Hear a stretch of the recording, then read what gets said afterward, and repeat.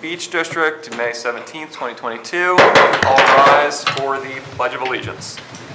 I pledge allegiance to the flag of the United States of America and to the republic for which it stands, one nation, under God, indivisible, with liberty and justice for all.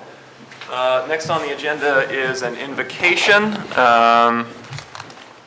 I did it last week. Last month? Would you like to offer an invocation? You can certainly skip it as well, and we can go to roll call. No, we'll do it. Mother Earth, please give us the guidance to protect your waterways, beaches, and environment. Thank you very much. Next up is roll call.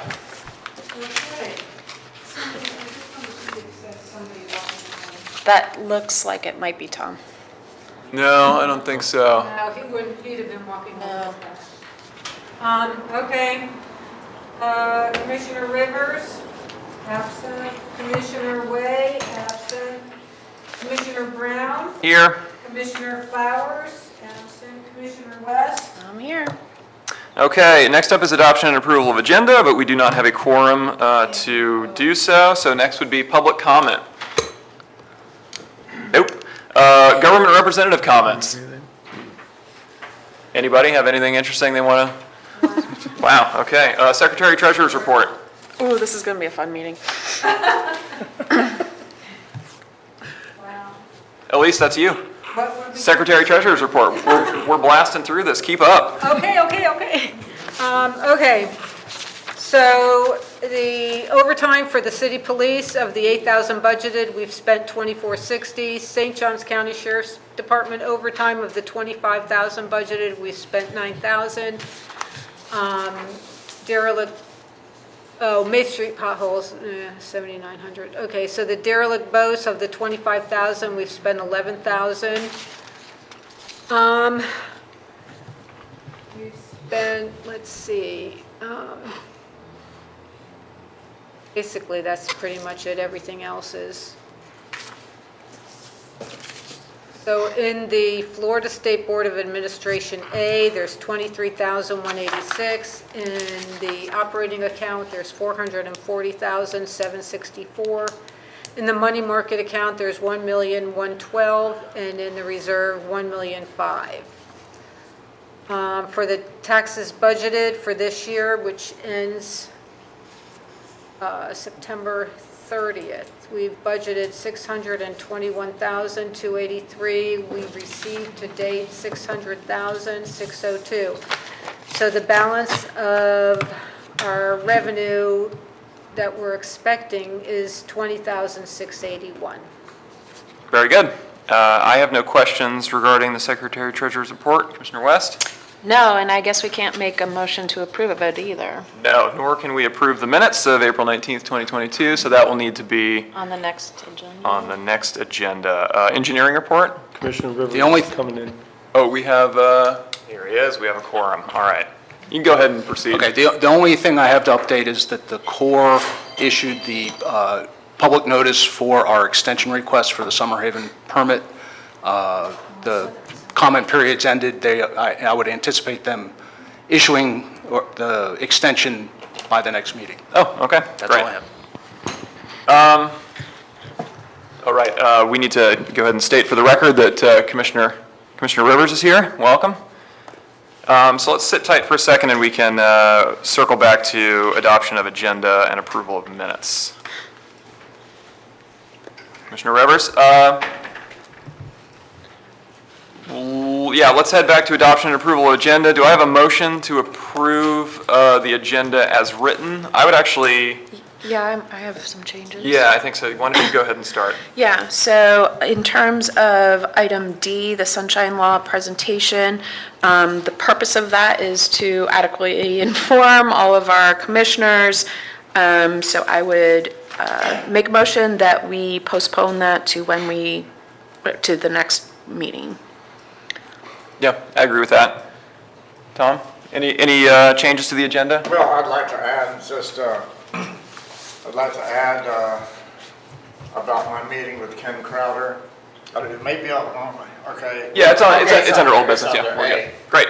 Old business, that's good. Good, so I will move to adopt the agenda as modified by Commissioner West. Do I have a second? Second. Second, great. All in favor? Aye. Aye. Next order of business will be approval of minutes. Do I have a motion to approve the minutes as written, or are there any edits? So moved. So moved. Do I have a second? I'll second. All in favor? Aye. Aye. Great. That takes us to old business, discussion regarding port consultant. Tom, do you want to update us? Yes. About 2 weeks ago, I met with Ken Crowder, who is our consultant. I don't believe either one of you were here whenever Ken was our consultant. Oh, I was. He worked on a per-job basis. He came to most all of our port meetings, so we had a nice discussion about it, and his opinion boils down to the fact that he doesn't think that we need one. And the reason is, number one, a consultant full-time would be impossible right now due to the budget, due to the amount of money it would cost us. Also, if we do have a consultant, he should be paid on the basis of work that he does. He pointed out that when he came to the meetings, he kind of looked at that as like a waste of time because he was not getting any compensation at all for that. He doesn't think we need it because he thinks that we have engineering, we have an attorney, we have bookkeeping, we've got pretty much everything covered as it is. But if we ever have a need for a consultant in any given field, then we should find somebody to reach out to just for that particular instance. And so the only time I feel like now, and Ken does too, that if we did have a budget enough to be able to have a full-time person, that we ought to include the entire Port District as the county. That would be going back to the effort that we had for several years trying to get the Port District to be expanded to include the entire county. This is something we still can do in the future, but at the present time, we should only hire somebody on an as-needed basis. That was the result of my meeting with Ken. Great. I think that makes perfect sense. Ditto. Any other discussion? Doesn't sound like it. No one else here to say it. So in that case, I think we can move on to new business. We'll begin with a presentation regarding Dolphin Drive. Corey Sacred.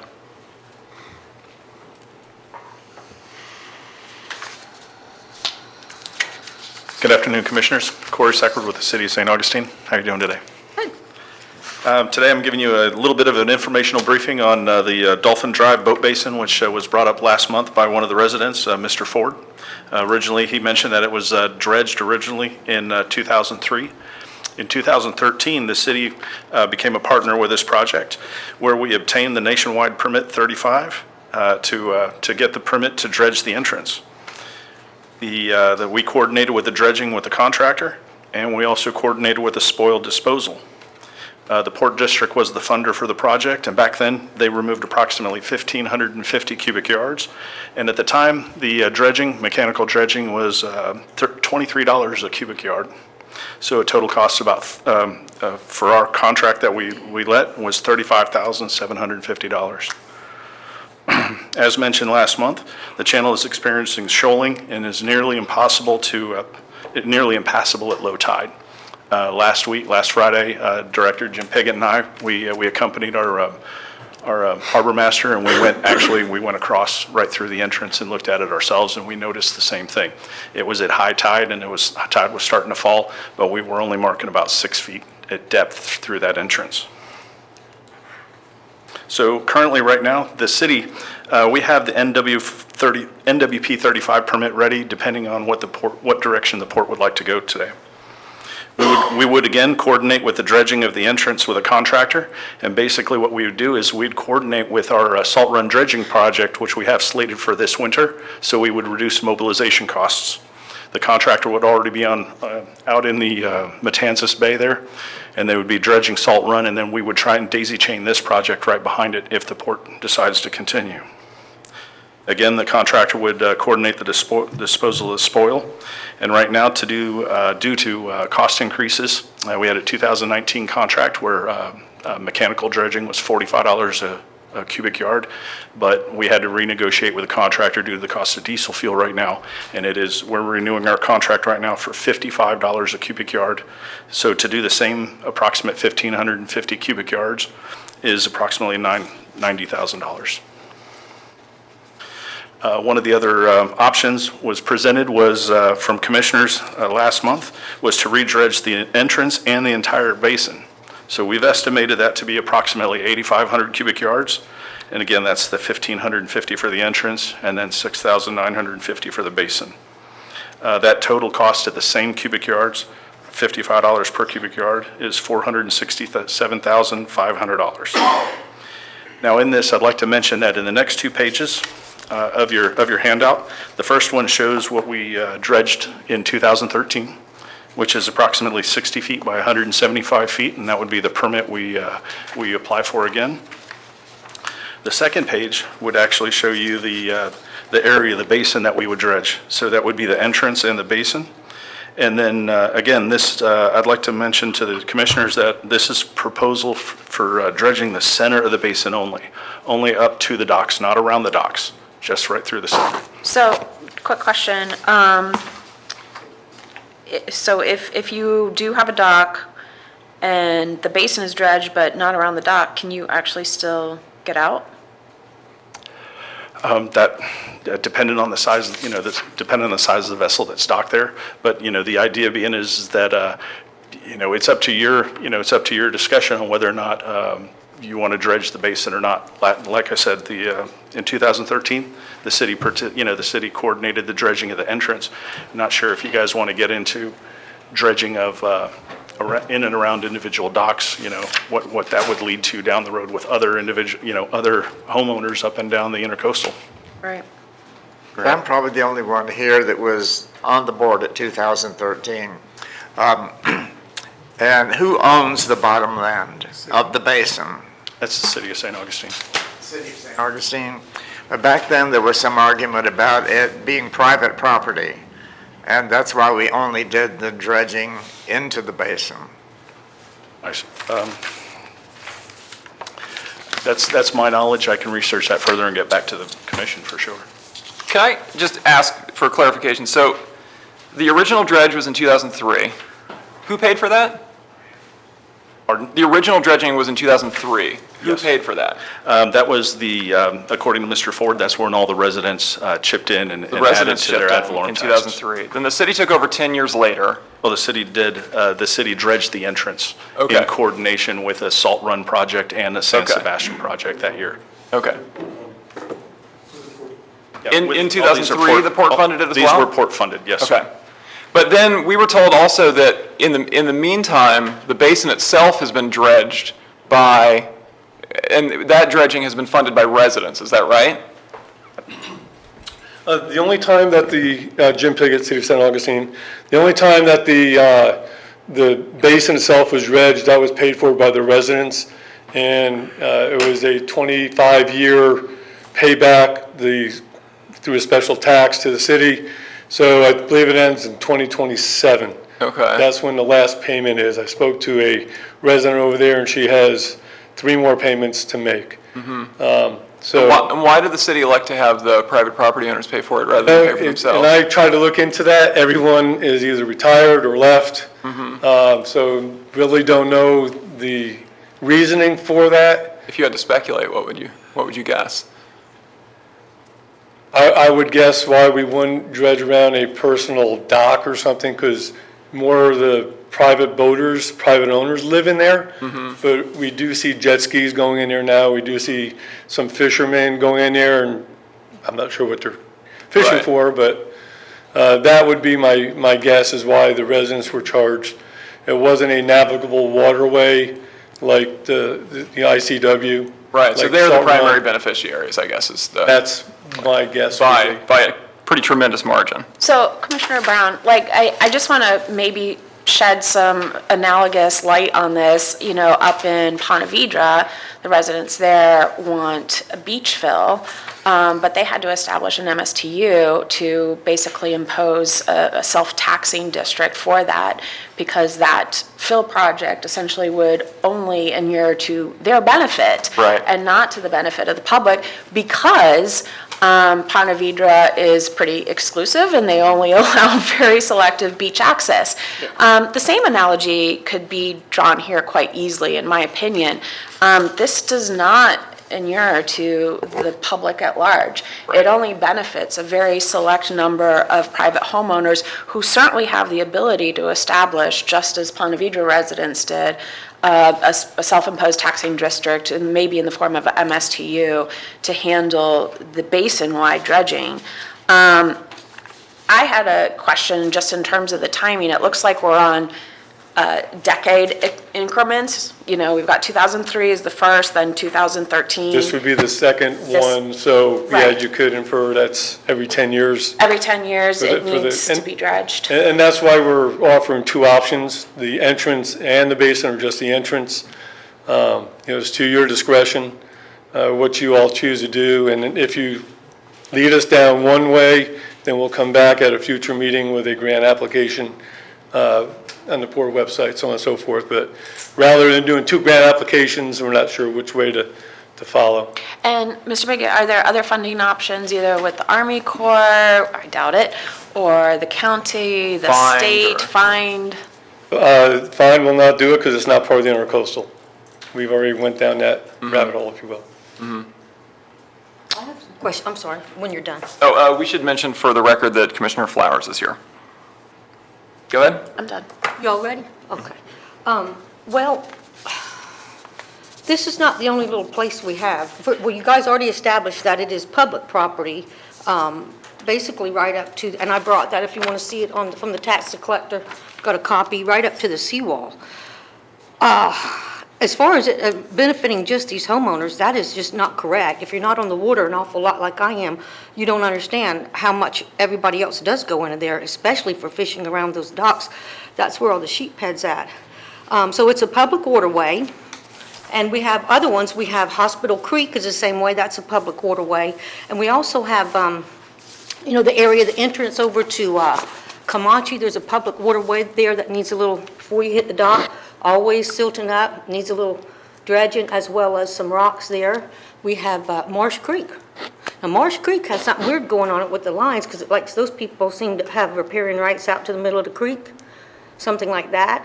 But they definitely need some dredging. There's a lot of houses up there. What I'd like to mention here is just two of these projects at the prices that the city's quoting us, especially since you're not even going to do up to the docks. And those docks were actually built when there was a deep waterway there, and that's why they built them where they're at. The floating docks were originally on the channel. Just this project and one more, almost $500,000 project, we could buy the equipment for $1 million. That's the cutter head suction dredge, so that no longer would we have to have dirty dredging in this city. And that's the barge that it goes on. And to boot, that's also a claw hammer thing that does the pylons down, because we've been jetting every pylon in, and now I think we're paying $5,000 to jet a pylon in, which comes out with the tide. I'd like to suggest again, I'd love to do all these projects. I'd like to see all these projects in the district, not just in the city, because there's probably at least a dozen just like this. If we bought our equipment, it's here in 9 months. It's working within a year. It's going project to project. When the district is not using that equipment, we can rent it out for $60,000 a month. And I've been told, that was everybody on the board said it would never sit still. That's an enterprise fund where that money every month goes back into the next dredging project we have, or maybe what's going on at Summer Haven. But I brought a fellow in here, you weren't here, from Clearwater, and he sells these small dredges and cutter head suction dredges, et cetera, directly to lots of governments in Florida. So my idea was to simply get our own equipment finally. We had a 2-3 vote on that last time. It would pay for itself in 2 projects and then be making money, and of course leased out, that's a whole other thing. But I'm very much supportive of dredging these. I'd like this commission to pay for all of it, every bit of it. If we got our little executive director or project manager, for $1 million, we now own the equipment It's making money, and this stuff won't cost us anything in the future. We can have it on a schedule. That's just what I'd like to say for today. It doesn't sound like, is there going to be a motion on this today, or are we just discussing it? No, we're just discussing it because they're looking for guidance on what proposal to come back to us with. Okay. Either asking us just for money to dredge the entrance or asking us for money to dredge the entire channel. I'd like to say one other thing, if you don't mind, before I complete. On the information we got, it looks like they wanted to possibly dredge the entrance or dredge the entrance and the middle, but they were only going to dredge the middle and not go up to the docks. Now, to me, that's just throwing a bone to the contractor, because this is all public property, including in front of those docks. And like I said, those docks were built to where it was deep when they did this the first time. So there's absolutely no reason we can't dredge right up to the edge of those docks. And matter of fact, the Summer Haven dredging did have that. That's normal for a dredge project when it's done well, to start on one side and the other side ends up against those docks. So they don't get a chance to extort the homeowners to basically be able to access the channel. And there's no reason to do that because it's not private property. It's all public. There's not even, we don't even have to ask these people for a public easement. It's ready to go. So is Hospital Creek. I'd love to see both of those put together along with Morris Creek. Mr. Chairman, I would be in favor of dredging the entrance only, and just like we did in 2013. So I think I agree with that. I don't think we need to make a motion here on that. Jane, are you, Yeah, so, where do you fall on this? yeah, I mean, I think you kind of got a sense of where I stand in terms of having the residents pay for it themselves. In terms of the, this is all public, that's not 100% accurate because all of those property owners have riparian rights. They do not beyond the line here. I'm sorry. I have access to that as much as I want. I go up, anybody, you just have to be on a boat. That's still very public. Sure, but they do have riparian rights. And I do have concerns about the expenditure of $500,000 just to do the basin and not have the benefit of all of those property owners actually being able to get off their dock into the basin. So like Mr. Rivers, I would be in favor of having you proceed with just the entrance only. That seems to be the most prudent step forward. The residents do have options. I still think there's probably money on the table somewhere, but that's the direction that I'm leaning towards.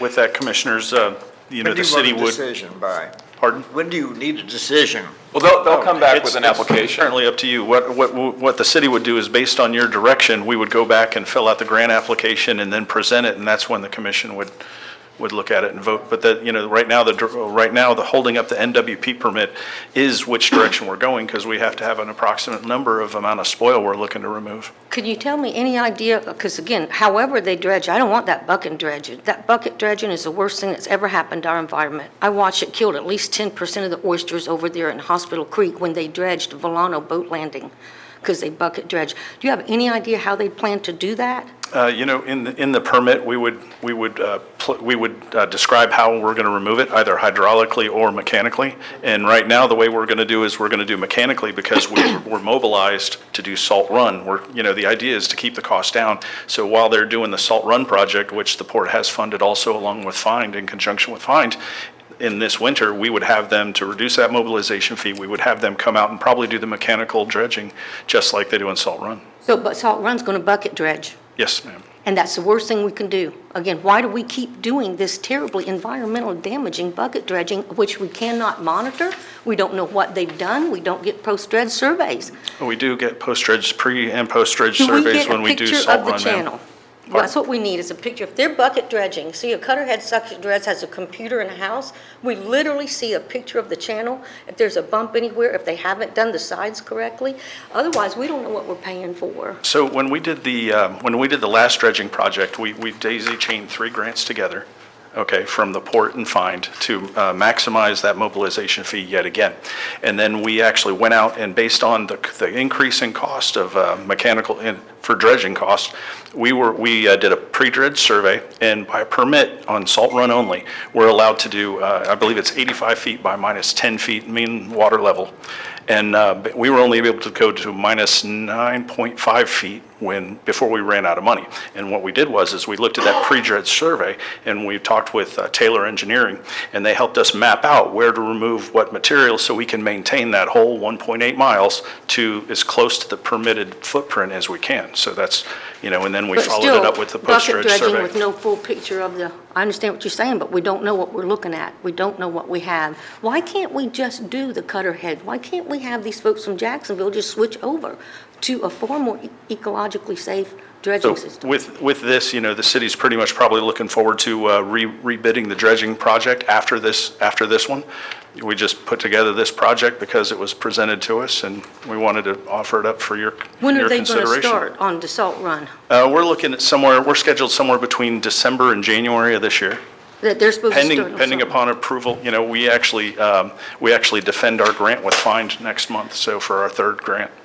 Are they taking that sand away, or are they putting it on the beach? No, they're actually taking that, and the contractor is taking up to a Reed Island disposal facility up in In a Jacksonville. hopper? Yes, In a ma'am. hopper dredge. In the hopper So barge. they're going to remove that. Okay, so that would all be here to stage for the DMMA. Dolphin. That's what you're thinking about, just bring them around and do the Dolphin. Yeah, this spoil, this proposed spoil would haul up right there with And we're with the just salt thinking we're runs. still doing it the ugly way because this was going to be the last time we did it the dirty way, or? We've already gone down this road. We have a current contractor on contract. We don't want to change this until it's up for rebid, this will probably be the last project. I see. So we have a contract with them. We do. Well, that helps me a lot. It explains why we're doing things the way we are. So after this, they plan on looking at, well, maybe we should get through this and start thinking about, Well, when we we got s- election coming in November, and the Newport might decide to buy some equipment.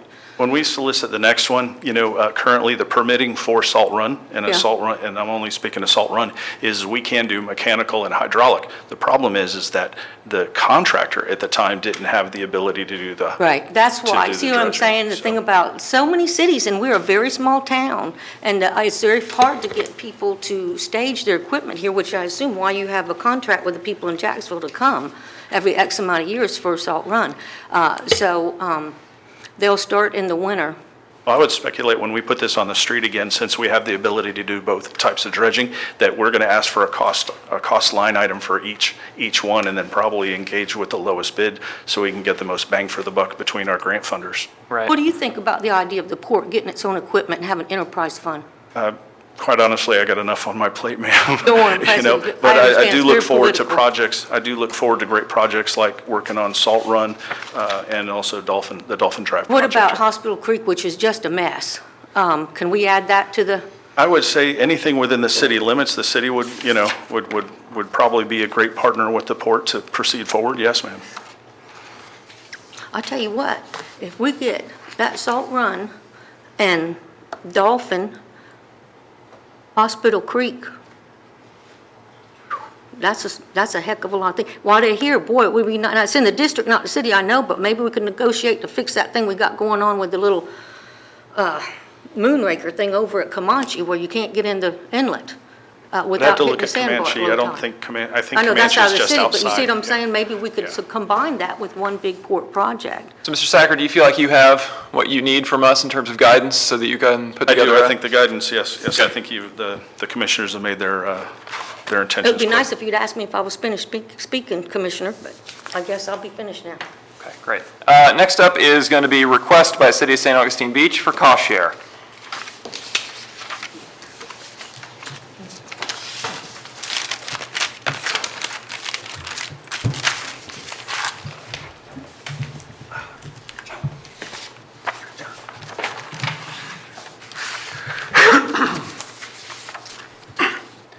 Thank you. My name's Bill Tredick. I'm the Public Works Director for the City of St. Augustine Beach. I appreciate you having me here today, and I want to talk to you a little bit about Atlantic Ocean accesses in the City of St. Augustine Beach from 16th Street on the north, about a 1-mile stretch from 16th Street all the way down to F Street.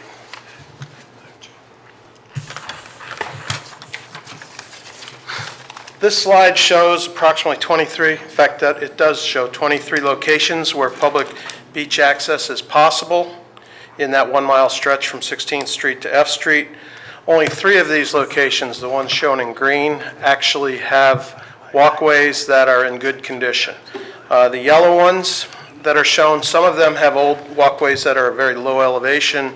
They're drifted in, some of them are deteriorated. They were put in before the beach nourishment, when the dune system wasn't there. So a lot of them are low, a lot of them are buried now, and they're kind of useless. The dune system that's come in St. Augustine Beach has been incredibly good for our, not only the coastal habitat, but also the protection of the properties along the beach. The areas in red don't have anything right now. They don't even have a buried walkway. In some cases, there was old concrete stairs that went over the rock. I don't know if all of you remember, before the beach was renourished, the rock revetment that was there. So those steps would go down to what was the beach. Now they're completely, in some cases you can see the handrails remaining of those steps, but they're pretty much, everything's buried.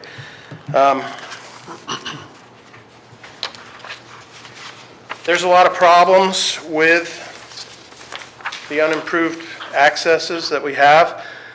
First and foremost is the damage to the vegetation. I took a few pictures just a couple days ago and threw them up on here. You can see how everywhere people walk to the beach, it beats down the sand, it kills the roots, it creates these gaps within the dune system.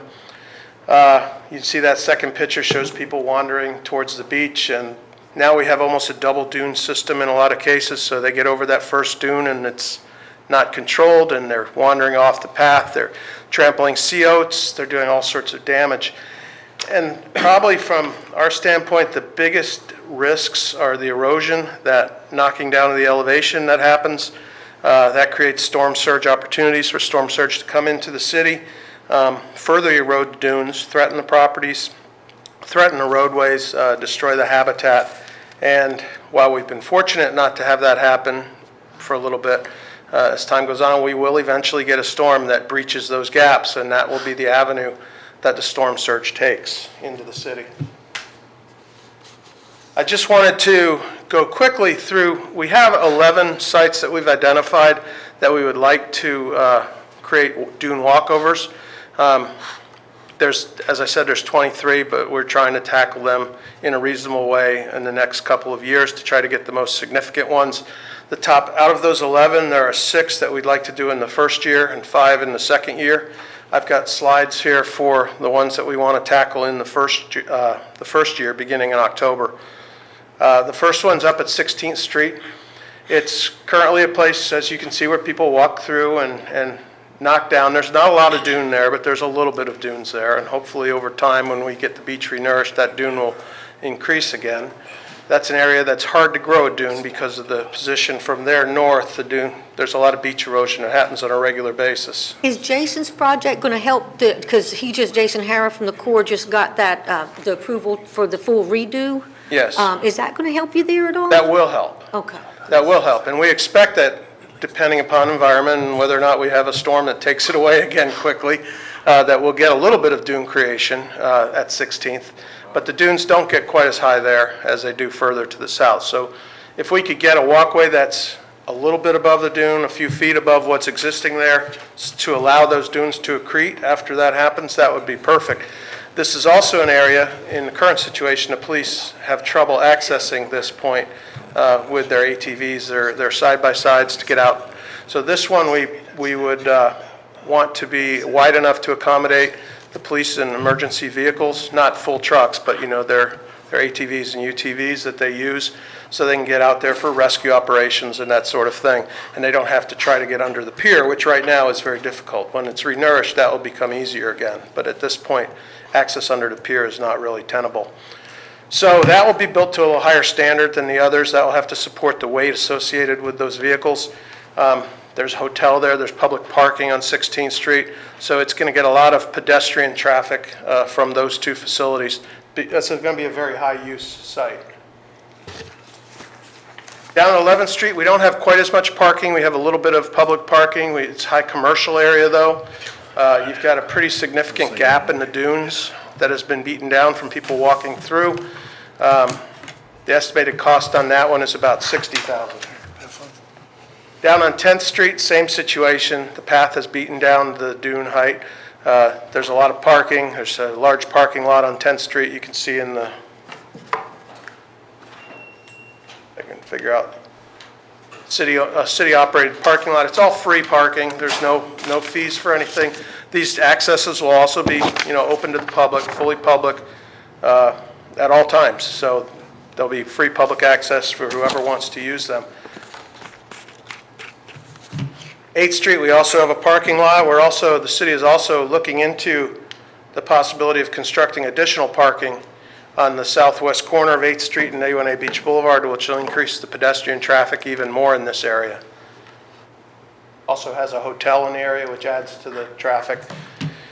Down at 5th Street, same situation. I probably don't need to keep going through the details because they're all pretty much the same. The paths have beaten down the dunes and created gaps. Yes, I'm sorry. I have a couple questions. First of all, thank you so much for bringing this project forward. This kind of is my district. This is a beach that my sons use all the time, our family uses, and so we're familiar with all these access points, and they are in really, really rough shape. What kind of material would you propose, or are you proposing for the dune walkovers? So the dune walkers would be kind of your standard structural components, the piles, the pressure treat piles, the pressure treated stringers and structural wood. But we're talking about using Trex or some other kind of composite material like we have at down at Ocean Hammock Park. Ocean Hammock, We expect to get a lot longer life out of that, a Right. lot less splinters, a lot less. That's the plastic wood on the top, It right? is. Okay. It's a composite plastic. It just doesn't rot. It doesn't rot. Depending upon how it's done, it can be done without any screws that are visible. Wow. There are different techniques, and there's different products out there. It's quite a few choices. As far as color, too, there's quite a few choices. So that's our plan, to do composite decking and handrails, too. How long do you think before, oh, I'm sorry, go No, ahead. I just have a couple more questions. Would the walkovers be elevated in order to allow for, wildlife corridor is probably a little bit too generous here, but would they sit directly on the dunes? No, Or would they would be probably 3 or more feet. Part of our permitting, that will be involved in our permitting, the height over the dune. We want to build them high enough to allow the dunes to continue to accrete, but we don't want to build them so high that it's not feasible, or if the dunes go away, you have something sitting up in the air. So we're trying to find that right balance. When we go through the permitting process with the Corps, and we've got to go through everybody to get this permit, DEP, the Corps.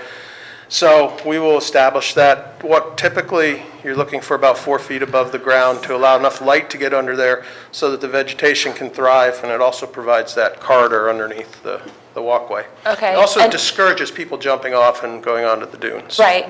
I'm sorry, just a couple more questions. I've got like 2 more questions and then I'll stop. Speaking of dune accretion, right now the visuals, the renderings kind of show it ending right at the end of the vegetation line.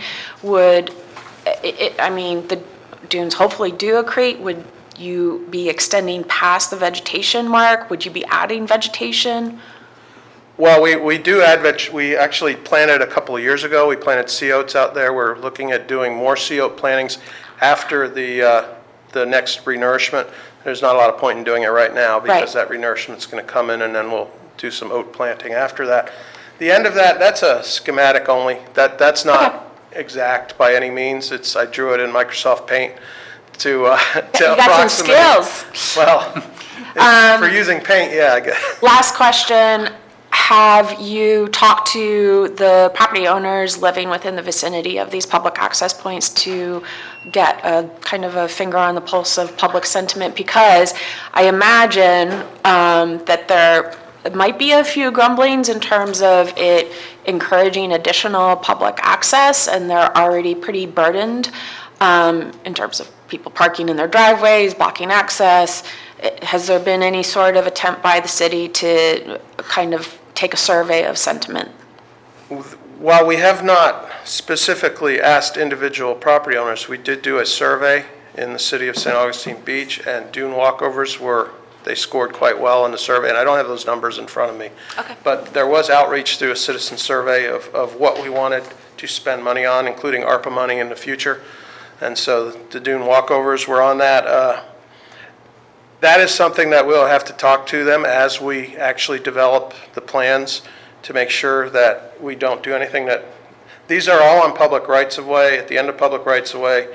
They're already places that people are walking by. It's just destroying the dunes. Right. Which, as an engineer, from my perspective, that's more risking their properties than anything else, because if you've got the dune line 2 or 3 feet lower because of the path, they're now vulnerable to storm surge. Right. So I can't see why anyone, while I know some people want to have better views of the ocean, this isn't in front of their houses, it's in front of end of a public street. Yeah. So it They're all actually, existing public things already, correct, at the end of a street? they are. Have you guys looked into at all adding, just like she said, but for the relief of some homeowners, when you're living next door to a public access, it does get rough.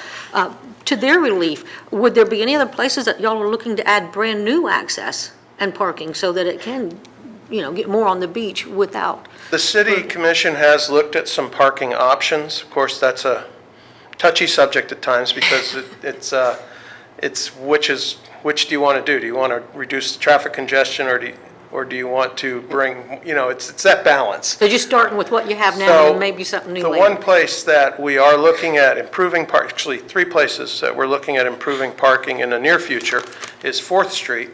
We're looking at the people park on the grass now along the side of Out the to the- road. to the We're beach. looking at doing these type of parking we have on 5th Street. It's a parallel permeable parking spaces along 4th Street. We're looking at that. We're looking at improving the A1A, or the parking lot between A Street and 1st Street on the west side in front of Jack's Barbecue. Between A Street and First Street? Right, that's people are parking there now. It's a dirt lot. The Jack's Barbecue mud pit. Oh, yeah. We're looking Okay, at yeah. at paving that and improving and And providing that's some real close drainage to for an that. access, isn't it? That is. By Jack's, okay. That is. And we're also looking at the possibility, as I mentioned, at the southwest corner of 8th Street, to try to get maybe about 20 spaces in there. None of that is designed yet, but at this point, I should say, we are designing the A Street one right now, the one in front of Jack's. The one on 4th Street won't require a tremendous amount of design. It's similar to design we did on 5th Street. We can do that in-house and pretty quickly. And the one on 8th Street is the one that really has not yet been designed and permitted, so. Or technically formally approved by the city commission, they've just discussed it. And my one last question would be, I know you've got to get some other permits. Any idea on how soon you might be able to start the construction once permitted? Would it be years or? Well, I was going to get to that in a little, I'll fast forward to the last slide. So we're looking at construction to be budgeted in the upcoming fiscal year after October 1st. If we can get partners, and if the city commission gives us the go-ahead, because we found good partners to do this, we want to go into design now. We want to move into it this year. We'll have to do a budget resolution and bring money into the budget to do it, but that'll allow us to get the design and permitting going this summer and ready to construct next year. I expect that our construction probably won't get ready to go by October, but if we can get under construction by January 1st, 2023, we'll be in good shape. We may be able to beat that a little bit depending how long the permitting takes. If the permitting can be done in 3 or 4 months, we could be under construction even in November, potentially. Wow. Is that through DEP? Project, I have a question. Why on the 8th Street, no, wait. You've got 2 figures. Two figures on 8th Street. Yes, and I corrected that on this slide. That was a Oh, mistake. okay, this is on our sheet. I handed it out, Okay. and then I realized I had repeated that 60,000 price. It's All just right. one price. Well, I have another question. Are you familiar with the 2 walkovers at Volano Beach? I am not. At the end of Volano Road, you're heading toward the ocean, at the one end, there's the Volano Pier.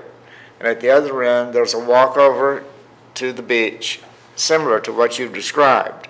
It's wood, it has handrails. There's two of them, one this side of the north side of the parking lot and one the south side of the parking lot at Volano. And it looks like this is very similar to that. And I'm wondering who paid for that. I honestly don't have any I'd be information on interested that to one. find out. Does anybody here know who paid for the two walkovers at Volano Beach? I know we didn't. Well, I thought the county paid for that. Well, I mean, they may have. I'm just asking. I don't Yeah, I'm know. trying to think who I talked to, and I thought, They've been there for years. Well, on that note, who else are y'all asking for money for this, or who have you approached? I share Commissioner West's enthusiasm for this type of project, and in fact, y'all came and talked to us specifically, I think, just about Fifth Street a year and a half or 2 years ago. But this ask is quite a bit bigger, and is, as it has been described in the application that y'all sent us, it's 60% of our yearly operating budget, I want to say. It's an enormous amount of money, and I don't know, in spite of my enthusiasm for it, that I could justify voting to hand out that much money in a lump sum. So I'm curious to know if y'all are trying to approach anybody else for funding for this, so that we could help, but not to that degree. Well, I realize that the number that the ask is for is probably more than it will be approved. One of the things is that the project is planned to be constructed over 2 years, so we don't need all of that money in the first year. And even if it were less, that would be wonderful. I do plan to talk to St. Johns County about this also, their beach services, and maybe we can develop them as a partner also. But at this point, you're the first one we've talked to for partnering on this. The City Commission has expressed a desire to move forward, but they wanted us to find partners. And So that's why we're let here me tonight. just kind of mention that this is an issue that Commissioner Rumrell approached me on. Here is, I get this is in my backyard, but there are a lot of aspects of this project that I really think are excellent. The environmental component and saving the dunes from destruction are really pretty significant. Second, beach access is within the mission of the Port Authority, and increasing that access, I think, is vitally important.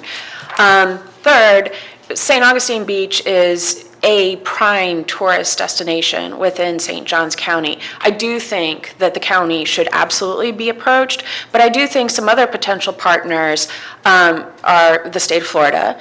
They are flush. They have a $112 billion budget, the biggest ever, and that includes federal dollars, one-time federal dollars. So I would strongly encourage approaching the county, approaching the state, and in addition, the TDC. The Tourist Development Council depends and brags nonstop about our beautiful beaches, and they, quite frankly, don't put their money where their mouth is, and it would be great if they could pitch in and help with this considerable expense. That being said, I think we have an obligation to the public. It's not just benefiting the residents of St. Augustine Beach. It benefits a huge geographical swath. We've got people coming in from Palatka, from Gainesville, from all over the place to visit our beautiful beaches, and we don't want them tromping down on our dunes, which, by the way, if those access points are compromised, if any of you were here for Hurricane Matthew, it really has a significant impact on the safety for every single other resident in the city of St. Augustine Beach. Our city really stepped up to the plate. We buffered and properly barricaded those access points, and I see that we've got Brian Law here and our city manager, Max Royal, and thank you both for working so hard to make sure that we stayed protected in Hurricane Matthew, but this is a huge part of that. So I would make a motion that we at the very least step up to the plate for half the expense on this, and then strongly encourage you to look for other funding sources for the other half. But the Port Authority has the money on the table, and quite frankly, the money's been on the table for as long as I've been in office. It was one of the first motions that we made, was to set those reserve funds aside. And it's been sitting there with no one making any sort of application to get the job done. Hold on, Commissioner Flowers, I see. No, I'm just hearing this. Right. I'm just So hearing the zero. we thought that Parks and Rec, we thought St. Johns County was going to come to us with land acquisition, ideas and projects, and they've been sitting on their haunches like, oh, we're studying this, we're studying that, we're mapping it. That's all fine and good. I'm so proud of the city of St. Augustine Beach for stepping up to the plate and turning this around within a month of that discussion with Dylan Rumrell. So good on you, and let's move with this. Look at this timeline. We can get this done in a very short amount of time. I think this is exciting, it's well within our mission, and I would like to make a motion to fund half the cost. Can I make one more comment, just one more, and this has to do, I am all on this. Number one, you were sent away when you came here before by someone who wasn't even supposed to be serving on this board, and I apologize for that the city of St. Augustine Beach didn't even get their vote. So number one, I'm all for this. Number two, I'd like to mention, have you guys ever got any of our money before? I'm sorry, any what? Have you ever got any have you ever received any grants from the port that you can recall? I would defer to Max. I've been here a few years, but we haven't since I've been here. Be a long time, right? But we've given you guys nothing, and we've given the city and other projects huge amounts of money, and none of that speaks to our charter as much as this kind of beach access that gives so many people that pay this tax that live out there by 95 in Vermont Heights and need to go to the beach. I mean, it's the biggest thing. I'd just like to see you put some more access points in. But I'm all for any amount of money. We've got $3 million sitting in a bank, just so you know, not working. So So there's a motion on the floor to fund half of this. Could you just clarify what is half? The figure was somewhere in the $700,000 range, am I right about that? 600,000? So the figure, the estimated cost of the 11 is $670,000. So half of that would be, and I do have that number here, I think. in the application. 385, is that right? Yeah, and I don't anticipate, as I said before, doing it all in year one. So if it could be split over 2 years, that would be fine too. but knowing you have half of it, would that be greatly helpful to you? That would probably give the project the wheels it needs to get moving. So that would be very helpful. So the motion on the floor is for the port to approve approximately $385,000 to fund up to 11 beach access, construction of 11 beach accesses in St. Augustine Beach. Is there a second? I'll second it. Just for clarification, because this motion, my rough math in my head, 670, half should be 335. It is. Okay. Yes, that's right. 335. Just so that the motion is Got math clear. skills. Yeah, it's more than can And be that, said. that for is me. what is in the application as well. Understood, I just want to make sure it was verbally on the I might record. have heard That's it what's wrong. moved, that's what's seconded. Great. So there was a second, all in favor? Aye. That's unanimous. Woo-hoo, you did good. Thank you very much. Thank you for coming. Congratulations, thank Boy, you. it feels Yes. good to spend that money on some beach access. But tell the city of St. Augustine Beach that they have to agree to film our meetings now that we gave them so much money. Yes, yes. Thank you very much. Point. Good. Next up is Resolution RE Election Records. Mr. Meek? Yes, sir. Yeah, this is a resolution, I've not been here for 2 years, but from what I can gather, it's something that comes up roughly every 2 years. Essentially, Vicki Oakes it's labeled a resolution, she wants it as a resolution, but it's really just confirmation of the current information regarding each individual commissioner, which seats are scheduled for election in 2022, and the terms of office for each seat, and fourthly, the date upon which any elected official will take office under the new election, which would be November 18. There is a pending resolution that is drafted 2201. I've gotten confirmation from every commissioner that the information in section 1 is correct. I don't have confirmation from Commissioner Flowers, but that I can do really quickly right here. Yes, I Oh, verified perfect, that with perfect. Elise, yes. Thank you very much. With that, it just needs, I know it's labeled as a resolution. We're not doing anything as a district but relaying information, so it doesn't need full formality. It just needs a motion and a second and approval so that this can be sent to Vicki. Okay, it doesn't need to be read into the record or anything? I mean, I can read it technically. No. As long as you don't need to, then we will not. So I will move to adopt the resolution as written, unless anyone has any modifications. Second, all in favor? Aye. Okay, motion passes, and we are skipping the Sunshine Law presentation that has been booted to the next meeting, so public comment. Nothing? We've got all these people here. It's usually empty. Comments by commissioners? Tom? Oh, I'm glad we took the action that we took today concerning the beach. I've walked over those dunes many, many times, and it's true, everything that Mr. Tredick said, so I'm pleased with that action. Yeah, likewise. I just wanted to note that I am still continuing to try to stream these meetings. I bought a laptop specifically to do it because YouTube will not let you do it on the phone unless you have 1,000 subscribers. But when I went to set it up today, it told me it had to spend 24 hours verifying. We have 17 hours and 53 minutes before we're allowed to stream. So I just wanted to bring that and show everybody the countdown clock. So next meeting, this will be streamed, and apologies for that. Yeah. That's awesome. Jane? Yeah, so this Thursday, I will be attending a webinar that basically is going to be providing a whole bunch of information on how to apply for land acquisition within the state of Florida, and there's a big funding opportunity in the current What position? I'm budget. sorry, I didn't hear you. Land acquisition funding. And since the eligibility is limited and it includes special districts within the state of Florida, I thought it would be helpful to at least attend and see if we maybe could get our hands on some grant money for land acquisition. There's a lot of grant money too. FWC is. still has a grant for transient dockage. That we still have Yes. till July. I had a meeting with Henry Dean, told him about that. Henry didn't know about the CAP program. I feel like the wind of change is coming. We're going to get good projects in our county. Jane, is that webinar open to the public? It is. I can send you, Yeah, could you I can send all the commissioners a link. And then my only other comment was, my comments about TDC were not made in a vacuum. And maybe we need to formalize the request and actually write them a letter to just emphasize the point that the beaches are something that they regularly advertise, even on billboards on I-95, and yet they're not paying for it. And I'd like to see them step up to the plate to kind of And the step up. TDC is funded by bed tax dollars, aren't they? That's right. So we could use it, and those bed tax dollars can go anywhere tourists go. Yeah, and how many beds do we have on the beach? Lots of bed, I pay lots of bed tax myself. Right. So, anyway, those are my comments. So that would be, you're suggesting maybe potentially a letter on our Port District letterhead? That's correct, Yeah. instead of, me just Yelling at them individually? yelling at them.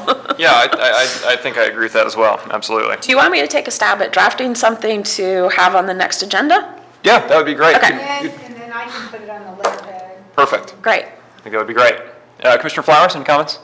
Only comment is, based on, again, all the dredging we saw today, was we could sure use some dredging equipment. That's all. Great, all right, well, with that in mind, this meeting is adjourned. The next meeting will be June the 21st, it looks like. Oh my God, we finally did